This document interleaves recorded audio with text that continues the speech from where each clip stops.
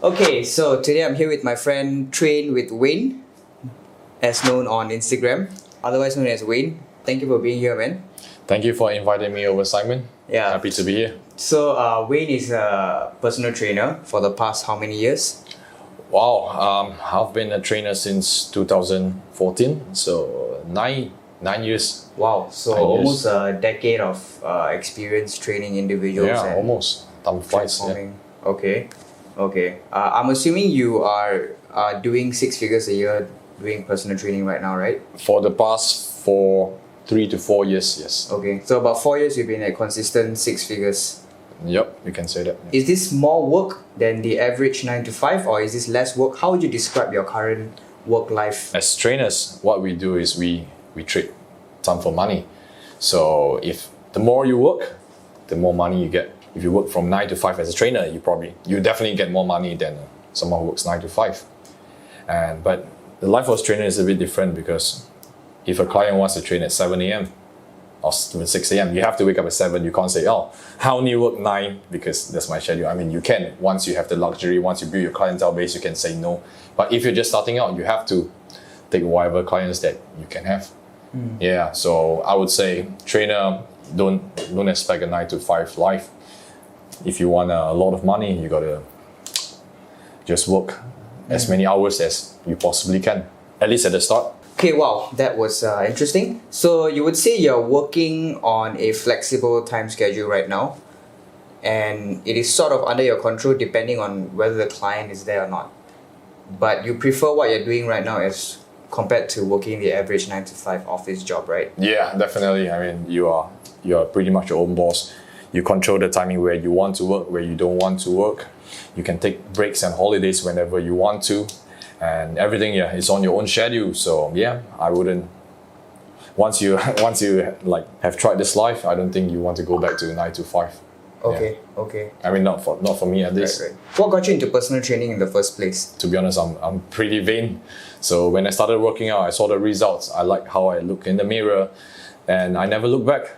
Just started working out, getting results, and just pushing for more. And this is, I think, my 13th year into working out. So you've been working out for 13 years, but you've been a personal trainer for almost 10 years. Yeah. Okay, so the first 3 years that you worked out, you decided like, okay, I'm going to be a personal trainer. What sparked the trigger into being a personal trainer? I mean, I was already working out. And a friend told me, hey, since you already work out, why don't you try just join the gym, since you already work out, and you can do it for passion and money. And I thought, I mean, at that time I was just fucking around, was doing like random stuff. I was young, I didn't know what I wanted to do. So how old were you exactly at that time? Wow, that's a good question. I was 24 when I first joined the gym. And now you are? I'm 33. Nice. Thanks for. A man never reveals his age, but really? For Simon, I'll do it. Honored to know you. I thought that was a woman thing, or is it a woman? A woman never reveals their weight. Well, you know what they say, equality these days. So Equality. Gotta respect that. Okay. Wow. Okay. Interesting. Carnivore or vegan, and why or why not? Like my preference for women, or no, carnivore or veganism in terms of diet. So there's the carnivore family, there's the vegan family, and then there's the in-between, paleo. What is the optimal diet, in your opinion, to achieve the best physique possible? Well, I mean, I always think the balanced way is the best way to go. So if you are in like the vegan camp, I mean, you can do that for religious purpose, for whatever reason, you can go there. But of course, if you want to optimize your health, there's a lot more work to be done if you're a vegan compared to if you can just eat meat, vegetables, dairy products. Yeah, and if you're only eating meat, if you're a carnivore, to be honest, I haven't done much research on it, but you'll be lacking a lot of the vitamins, minerals from vegetables. So probably you can supplement that with vitamins. But yes, there's a lot of supplements that needs to be added if you want to optimize your health. So if you are in either extreme, like end of the spectrum, you will need extra work just to make sure your body is still healthy. If you have a balanced diet, I think that's still the best. That's what I do. Yeah, have some meat, have some vegetables, make sure you get all your nutrients. In your opinion, who are clients that have had the fastest results in body transformation? Who are these people, and why are they achieving results as fast as they can? Okay, based on my experience, if you are doing it for intrinsic reasons, that's where you will succeed no matter what, because it comes from within. It's not from some external forces or some external reasons, and they're superficial. Yeah. So if you have something that comes from within, like for example, I want to do this for my family. I want to do this for my daughter, my newborn. I want to lead a good example, because that's intrinsic. So you will actually have the motivation to wake up in the morning early if you need to go down to the gym to work out, because you know deep down, okay, I'm doing it for a deeper reason instead of something superficial. Okay, maybe if I go to the gym, maybe I'll look better in 3 months. I kind of want it, I kind of don't want it. So based on my experience, these are the clients who won't. They would most of the time they will drop out after a while. They won't get what they want because they kind of want it, but they don't want it. So intrinsic deep reason is the reason why they achieve the transformation. Yeah, for those who actually achieve their results. The majority of your clients, what's their profile like in terms of the reasoning that you just mentioned? Okay, because I'm based mainly in the CBD area, so most of them are white collars, working professionals. For my target audience, most of them are between the age of 30 to 45. Okay, how do you get your clients usually nowadays? Do you get it from your Instagram? Do you run ads? What are your sources? At the start, I did paid ads in order to build my clientele, but at this point, it's mostly just organic referrals from IG, mostly organic. Nice. That's a very sustainable way, right? Yeah, I mean, ultimately, that has to be the way if you want to sustain. Okay, awesome. How many clients do you have? Do you have a number, the active clients that you're training every month on average? I don't really want to review the numbers, but I can tell you like roughly how many hours I'm doing per month. Yeah, doing between 100 to 200 hours per month. Oh, wow. Yeah. Okay. Yeah, 100 to 200. Nice. Yeah, because there's peak months. There's like months where everyone's traveling, so it fluctuates. There's no like really consistent months. In terms of like personal training, I notice people drop off their training schedule after January. In your own experience, when is the peak in like people wanting to train the most, like January, and then when does it get very quiet and when does it restart again? That's a good question. Contrary to popular belief, January, most people are still traveling, so most of them, they will not come back in January. I would say maybe late February, March, that's where things start to pick up in the gym. Late February to March, okay. Yeah, around March. December, that's where everyone travels. I mean, at least in Singapore, because a lot of my clients are expats as well, so they fly back to the country for Christmas. So December, and even the locals, they're traveling. So December will be quiet. So in between, yeah, it's good. Summer, some of them, if they go for summer holidays, I would say December and January, this is the quiet month. Okay, December and January is a quiet month, and then everything in between is normal. It doesn't go that low. So December and January is a quiet month. Yeah. Wow, interesting. Yeah, I mean, this is Singapore context. I don't know how it works in other countries. Yeah, but this is what it is in Singapore. Okay.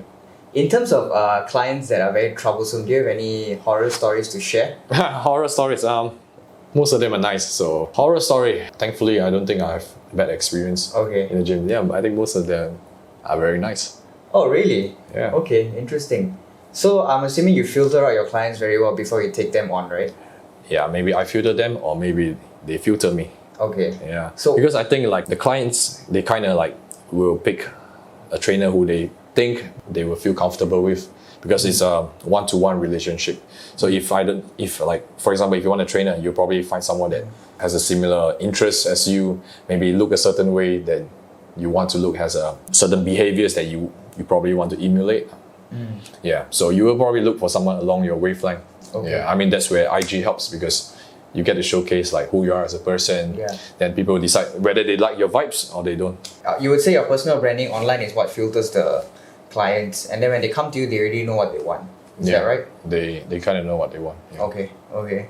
You have like quite a bit of following on your Instagram right now, right? About 18.3. 18.3, wow. Yeah. But yeah, how long did it take you to grow such a huge following on your Instagram? I started Instagram, I think, way back 2013, 2014, but I wasn't using it like what I'm using it for right now. At first, it's just like personal life, topless photos of myself. Okay. Nice. Yeah, nothing business related. I didn't really promote myself as a PT. It's only the recent few years when I decided, okay, Wayne, you really need to start like focusing on like building the business part. I think that comes with like personal growth as well. I was just a kid, I didn't know what I wanted. Yeah. Then recent years I started to really focus on putting out content that will help grow my business. What are the content that has helped you grow your business so far? Or what are the content that has gone viral? Maybe you can share with us some strategies that you're using right now. For IG, Reels are all the rave right now. Everyone's trying to use Reels instead of the traditional photos in order to go viral, because I think that's what IG is pushing. The algorithm is pushing at the moment. You just got to be consistent, got to put out a lot of content, even though some of them probably is not going to be a hit. But every once in a while, if your content is good and all the optics are right, the filters are right, the caption is right, everything is on point, which, I mean, you're way better than me at this. I think so. Yeah, of course, you're the pro in this. And once in a while, if the formula is right, it will go viral. You never know. You just need to keep pushing out content on a regular basis, which I need to do more often. Yeah. Right. Yeah. So IG Reels. Yeah, that's true. I agree. What about TikTok?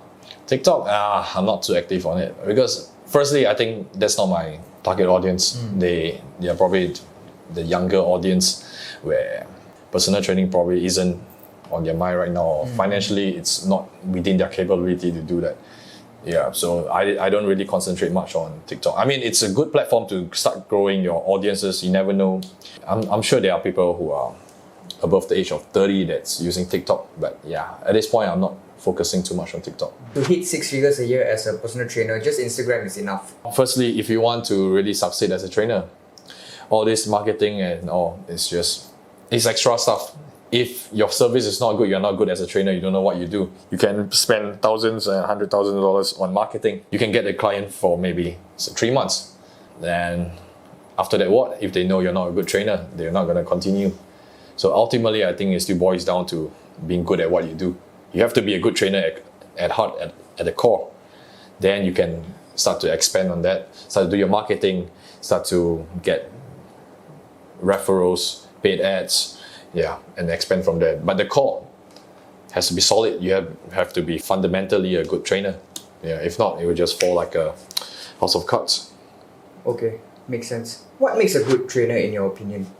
Firstly, you must know your basic anatomy well. You must be able to connect to your clients. They need to know that you have their best interests at heart. Okay. And of course, you need to know what you're doing. Okay. Training-wise, diet-wise.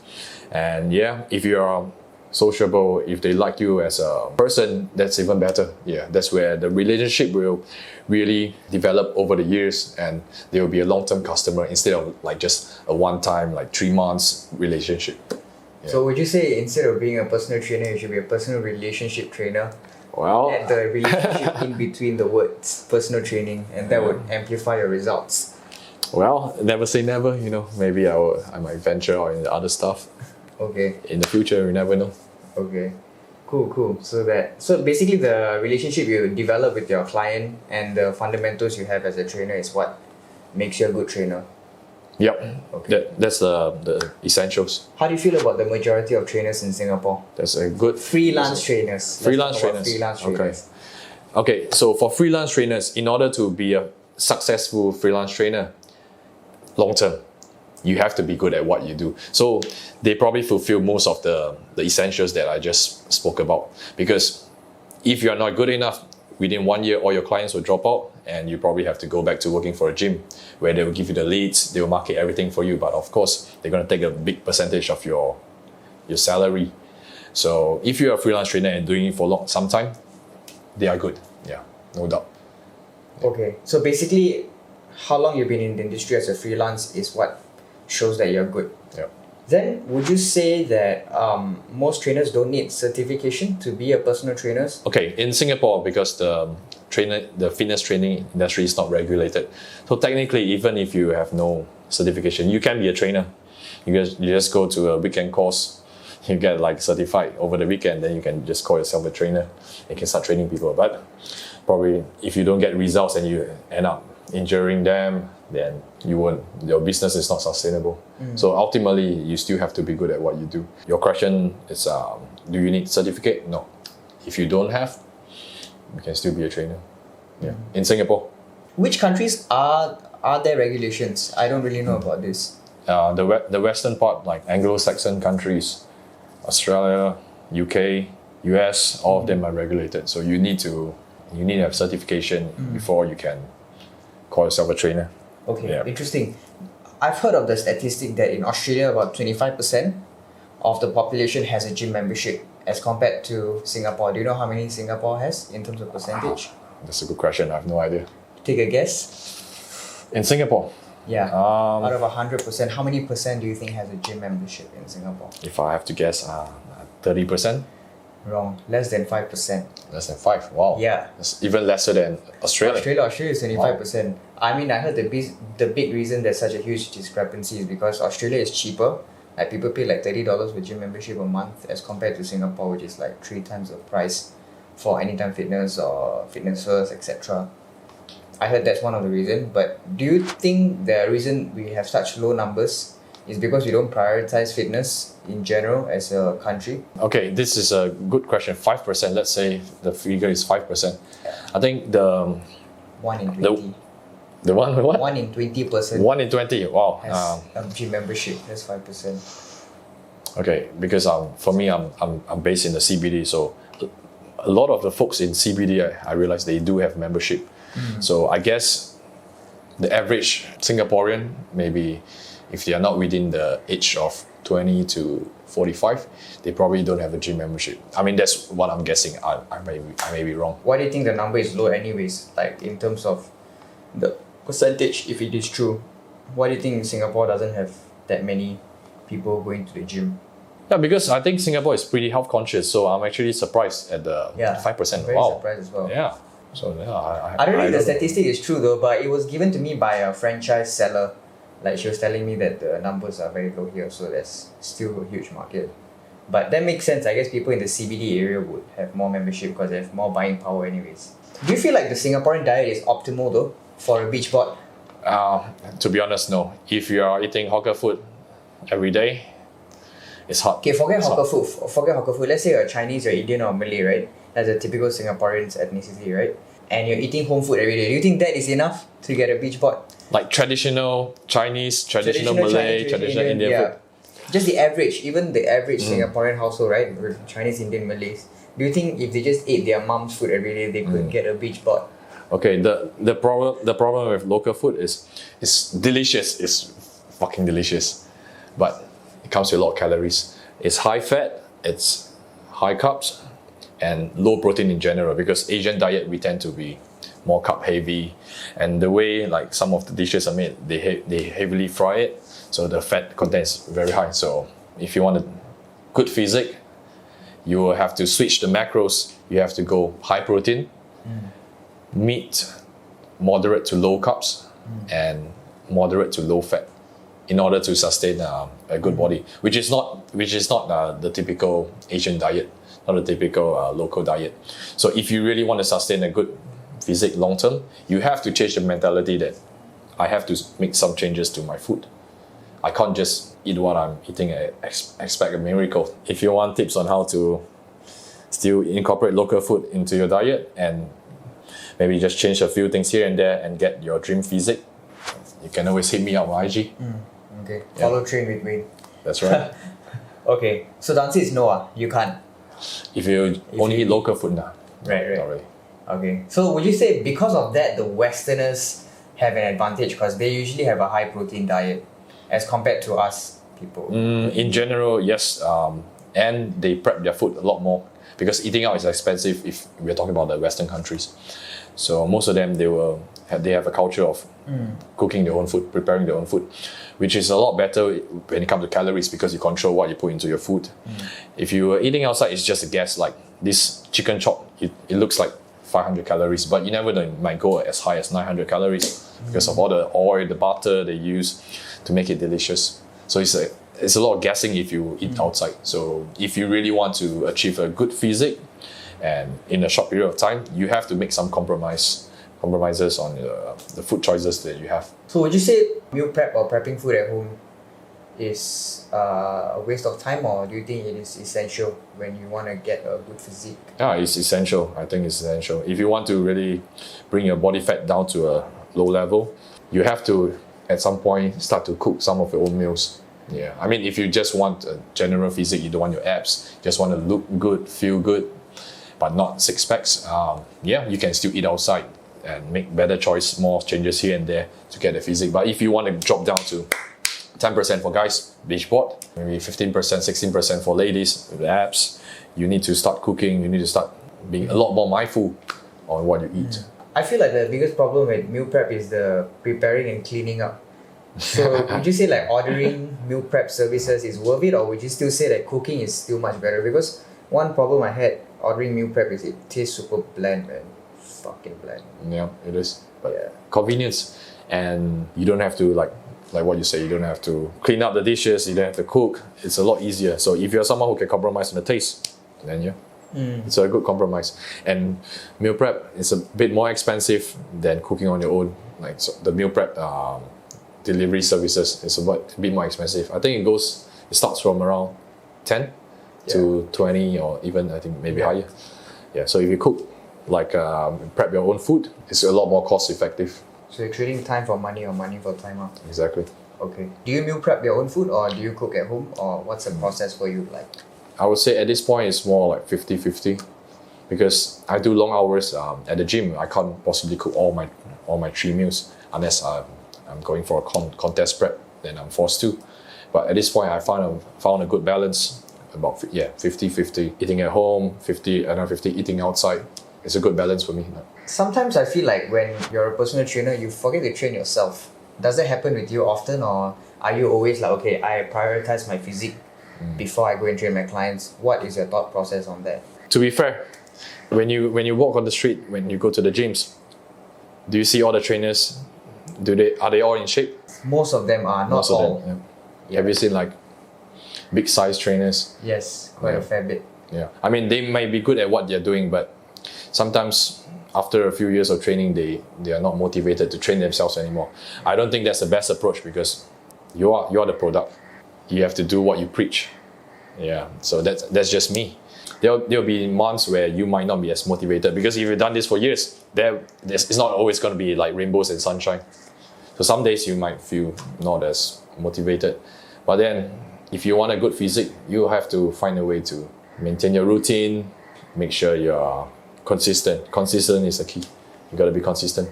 Yeah, consistency is the key. Okay, so do you train often every week? Do you have a minimum amount that you train every week? Yes, if I'm in Singapore, I will be training at least 3 to 4 times a week. Okay. Yeah, even if I'm overseas, I will make it a point to at least, even on holiday, I will try to work out at least once a week. What's the next step for you in your business? Well, there's a few ways to scale, to expand your business as a freelance trainer. Some trainers may start their own like a team. They will hire a few new like students, interns under them, or trainers under them, and expand from there. Some, they might open their own gym. Yeah, I think that's pretty much it if you're a freelance trainer. Some go online, but Singapore, I would say it's not a big market for online training. So I'll just speak about the in local context. Yeah, so I would say those two. Either they start their own gym, or they hire more trainers under them. Okay. What would you be going towards then in the near future? Oh, that's a good question. But In the next 5 years, next 5 years, what do you see yourself doing? Do you see yourself owning a gym? Do you see yourself transitioning online, or do you see yourself... that's a good question. I will give you the answer when I have it. Okay, nice. Okay, I mean, in the meantime, you can just earn your 6 figures. I mean, at this point, I'm training like a few trainers. Nothing is concrete, so not gonna say much. Okay. Yeah. Cool. Now, there's been a saturation of a lot of gyms recently in the CBD, man. I feel like gyms are popping up every 30 seconds in Singapore right now. It is, yeah. How do you feel about that? I mean, it doesn't affect what I do. I still have a good base of clients. I know what I can offer, and those who train with me know what I can do for them. So I wouldn't be too worried about competition. But if I'm a gym owner, then yes, probably I will be worried about like so many gyms popping up around CBD. I think even like the neighborhoods outside of CBD, I think there's a lot of gyms popping up. Like Anytime Fitness, like, you see so many everywhere. Like it's like 7-Eleven. Like you walk a few meters, that you see another Anytime Fitness. Yeah, exactly. Oh man. I don't know how the business model works. Yeah, so can't really comment much. Right. Yeah, there's a huge saturation of gyms in Singapore, not just in CBD, but in the neighborhood area as well. Like Anytime Fitness, there's 90, and then GoFit is also coming along to compete with Anytime Fitness. Do you feel like this is good for Singapore, since there's going to be a lot more gyms in the next 5 years popping up? It's definitely good for the consumers. They get more choices. As a business owner, probably not. You have to stand out even more to win over your competition. You really have to be good. You cannot just open a gym and expect it to work, because there's so many competition. People got more choices.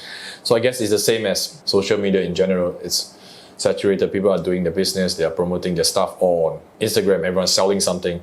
So how do you stand out? You have to be the best. So from a consumer point of view, I think it's great for them. But from a business owner point of view, well, you have to know your shit and you have to be good at what you do in order to survive. Would you consider opening your own gym? No. Why not? Yeah, just not my thing. Yeah. Why isn't it your thing? That's a good question. I'll give you the answer when I have it. Yeah, because I've always considered opening up a gym, since I consult a lot of gyms with their marketing. I was like, why not open up one? But the model for Anytime Fitness or GoFit Fitness is very, very easy. It's basically when you open, to break even, you only need 300 members a month doing membership. Yeah, most of these gyms. So in those neighborhood areas, when they open up, they only need 300 members, and those neighborhood has 300? Only 300? members Wow. to break even. Yeah. Okay. Or at least that's what I've seen on the back end to break even. And then anything after that is profit.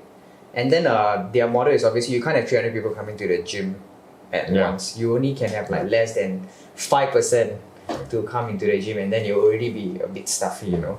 How do you feel about that model? Do you feel like that's a counterproductive model? Like, shouldn't everybody be using the gym every single day or at least 3 times a week? The gyms are smart. They know for a fact that not everyone who signs up, they go for it. In fact, I think more than 50% of people who sign up for the gym, they don't really go regularly. They have the intent to go to the gym when they sign up, but most of them, they end up after 1 or 2 weeks, or maybe even 1 month or 2 months, they stop going, even though they probably sign up for a full year.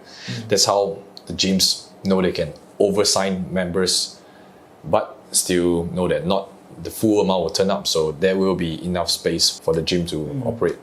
Is there a difference in the way you train a man and a woman in your own personal training? If you're asking like physiological point of view, I would say the training would be more similar than it is different. For example, guys and girls both will benefit from full body workout, and with equal emphasis on upper and lower body. In general, unless they specifically want to train upper body more, which men most likely like to focus more on the upper body. They want the beach board, they want nice arms, chest, shoulders, and girls, they want a big booty. That's the trend right now. Big legs. Mostly the females will focus more on lower body. And one big difference is female tend to have better endurance, so they can actually rest time is a lot shorter than a male. Yeah, so there's small difference here and there, but I wouldn't be too worried about that. Yeah, both of them are more similar than they are different. Okay. If somebody wants to get a gym membership or personal training and they are trying to get into the best shape of their life, what would you recommend? Would you recommend they start slow, try gym first, or would you recommend just jump straight into personal training? And they've never trained a day in their life. If you want fast, accelerated results, it's best to go to a trainer, because firstly, they will help you cut short the learning curve, and you don't have to waste time learning from YouTube, trial and error, which can take months before you even learn a fraction of what you can learn from a trainer, because the trainer already knows what the step-to-step process is for beginner, for intermediate, for advanced. So if you have the financial capability, I would say go straight for a trainer. Your time is money. You don't want to waste time doing all this random stuff, which you can better put in your business, time with family. But I mean, if you're young and you're not financially well enough to afford a trainer, then yeah, take your time, learn from your friends, watch YouTube, try it out. Hopefully you don't injure yourself in the process. Yeah. Who's one YouTube influencer or fitness influencer you look at regularly, or you really like their stuff? I like More Plates, More Dates, Derek. He talks about all of the drug users in the industry, etc. So I really like watching his stuff. Athlean X as well. I used to watch quite a bit of his stuff. and the classic Mike Cheng back in the Mike days. Cheng, oh. I followed a lot of Mike Cheng's work. Actually, you look Is like the guy still alive? He's alive. He's in Bali, Yeah? bro.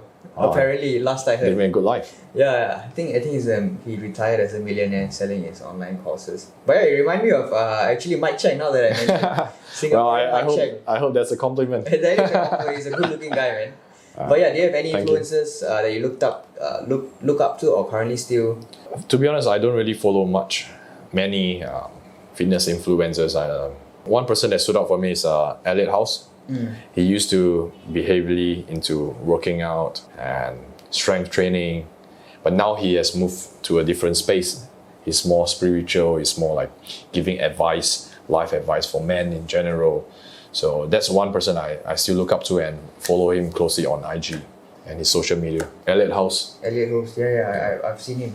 Big, buff, black guy Yeah. with blue eyes, right? Yeah. Or grey eyes. It's like a fatherly figure now.